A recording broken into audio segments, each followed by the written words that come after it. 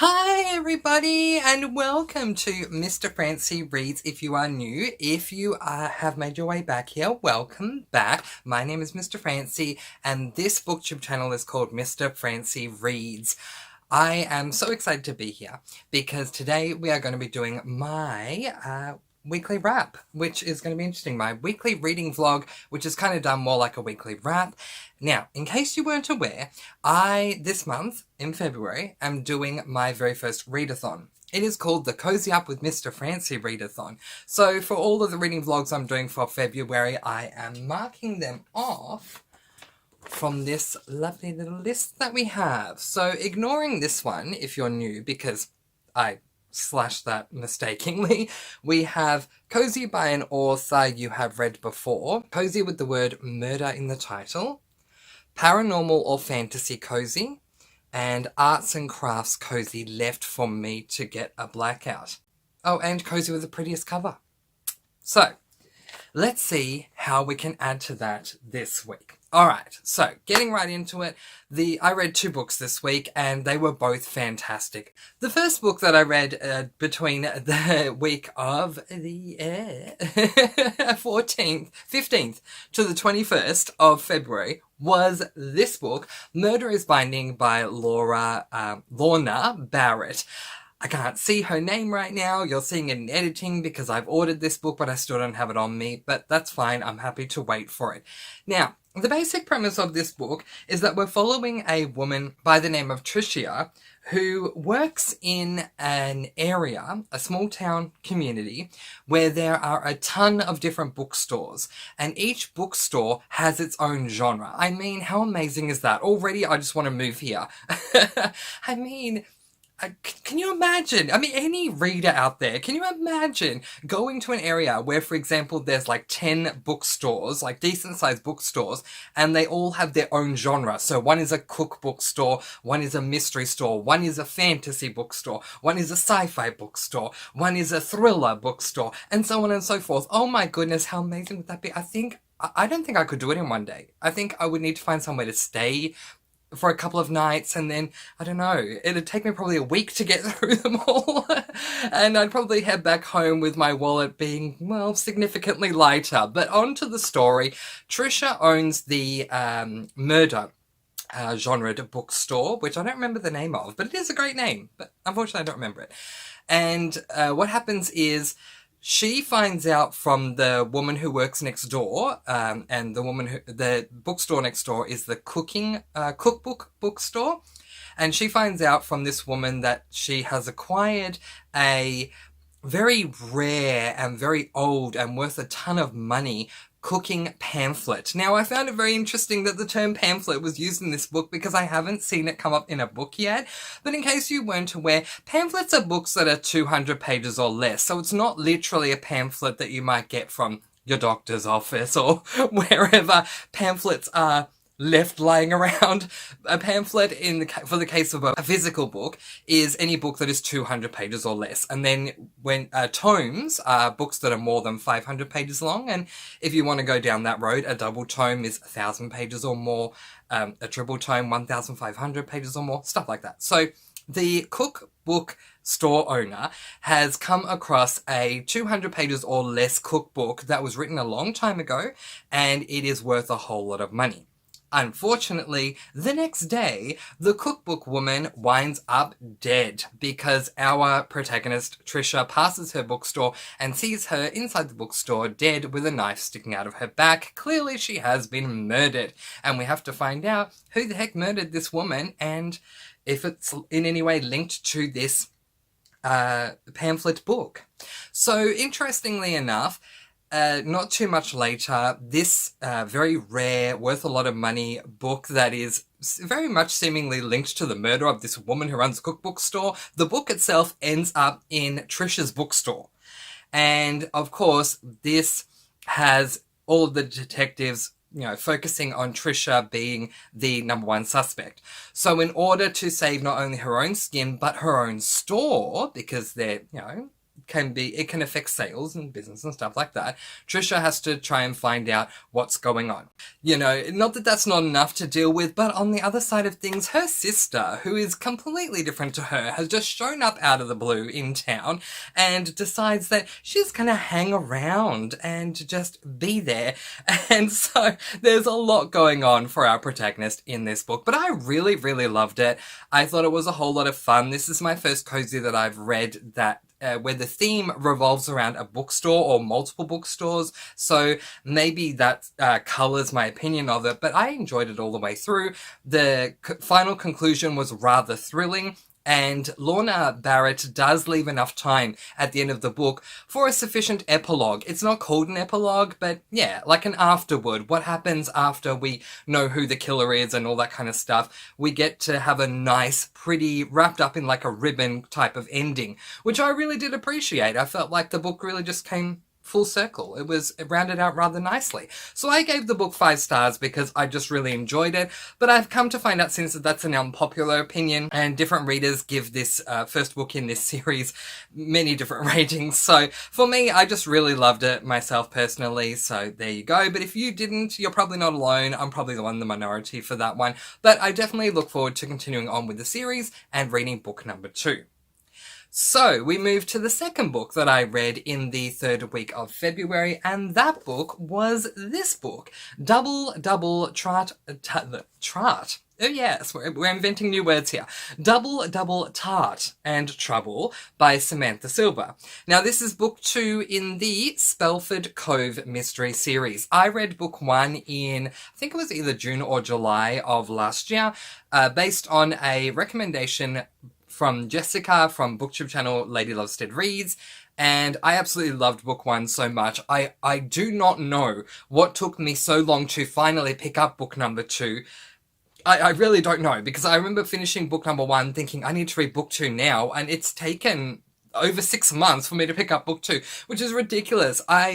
I loved book 2, you guys, and I think if anything it's going to motivate me to have a goal to try and finish the series or get up to date with the series by the end of the year. I think it's very much doable. The basic premise of book 1. In book 1, we are following a woman by the name of Robin, who couldn't be any more of a skeptic to anything that, you know, is kind of more to something that meets the eye than she is.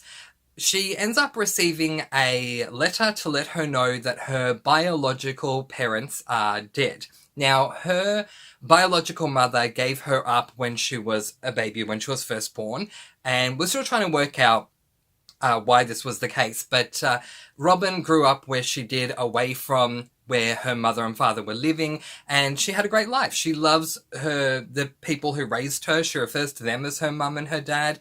But she's received this letter, not only being advised, and the letter was sent by her auntie, not only being advised that her mother has passed away, but that her mother has left the bakery that is her own bakery that she worked in, to Robin. So Robin's the beneficiary of the bakery. So the auntie is asking her, can you come down and have a look at the bakery and decide what you want to do, kind of thing.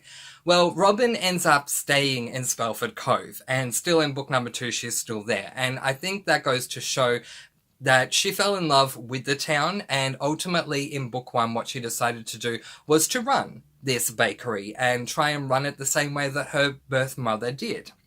So things kind of happened in book 1. There was a mystery. It was interesting, all those sorts of things. In book number 1 as well, Robin ends up finding out that she is a witch, but the type of witch that she is was something I'd never heard of before, which was a kitchen witch. Her abilities, among other things, but her speciality anyway, for those who are kitchen witches, is to be able to infuse magic into their cooking so that the result of the cooked food can have a desired outcome. So if she puts love and joy magically into her food that she's making for the bakery, then those who walk away and eat that food will supposedly and hopefully be filled with a lot of love and joy.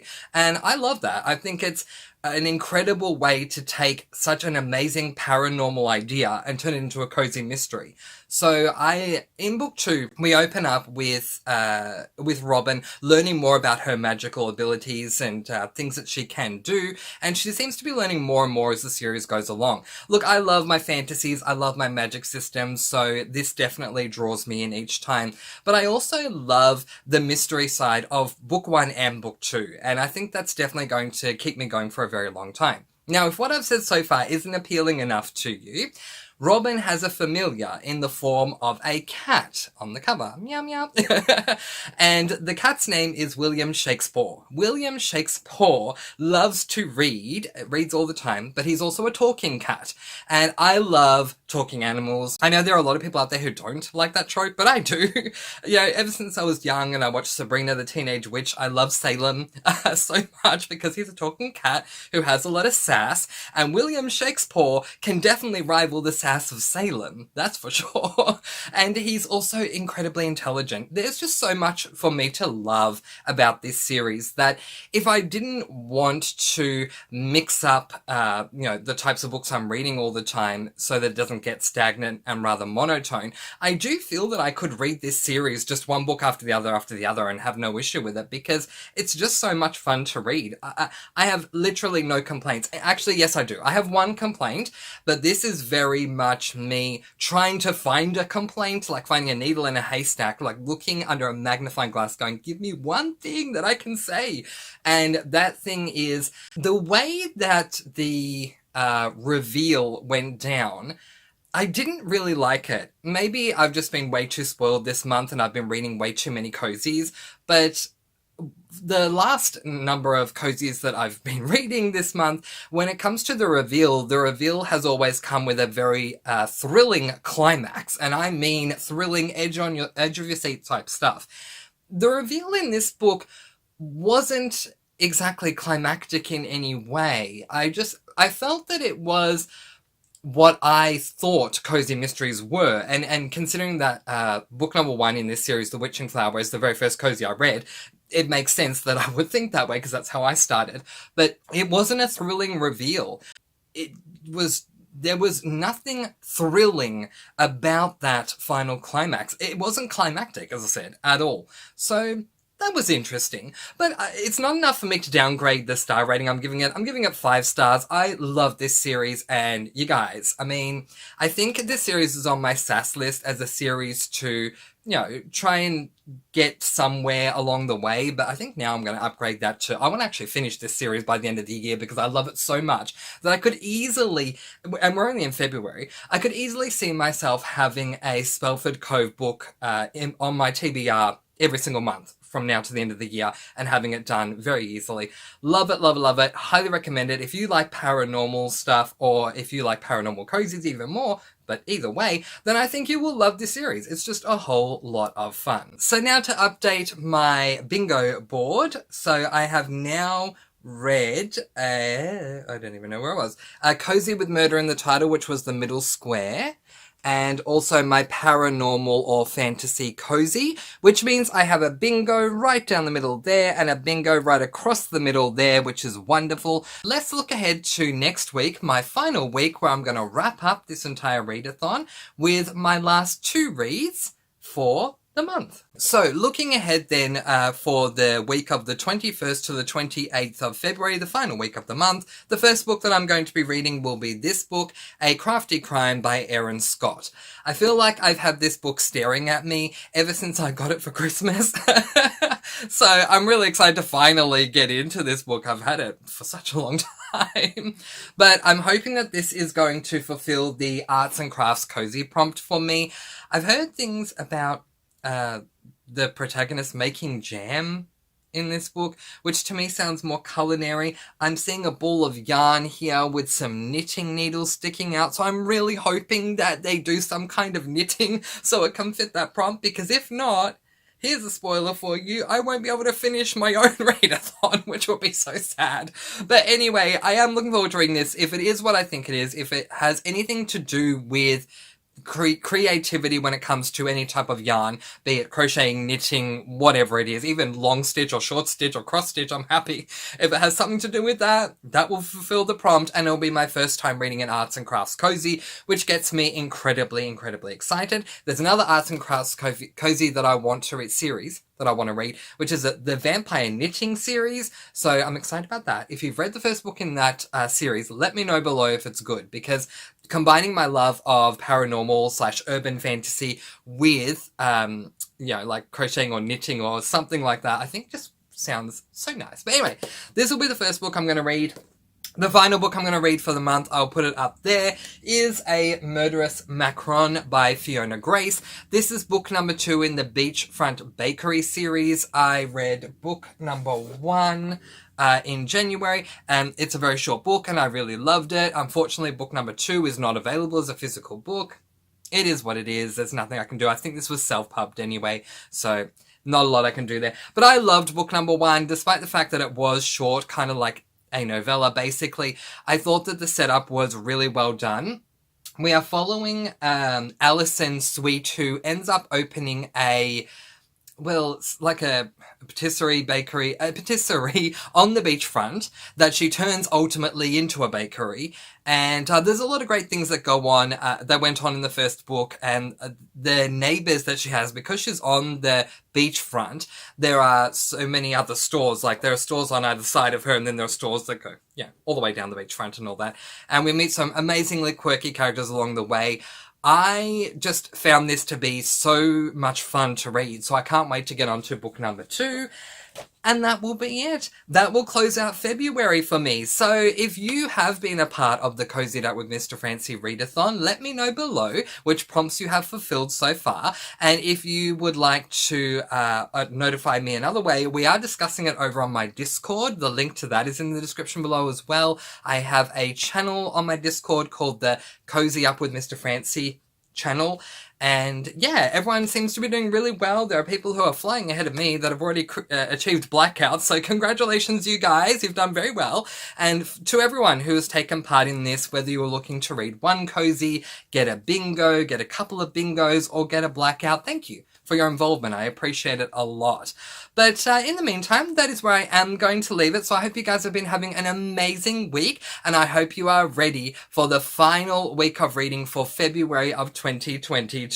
If so, and if you've made it this far, leave a sparkly heart emoji in the comments below. And at the same time, let me know the book that you are most eagerly anticipating to read in the final week of February. But in the meantime, that is where I am going to leave it, letting you guys go with peace, blessings, and so much love.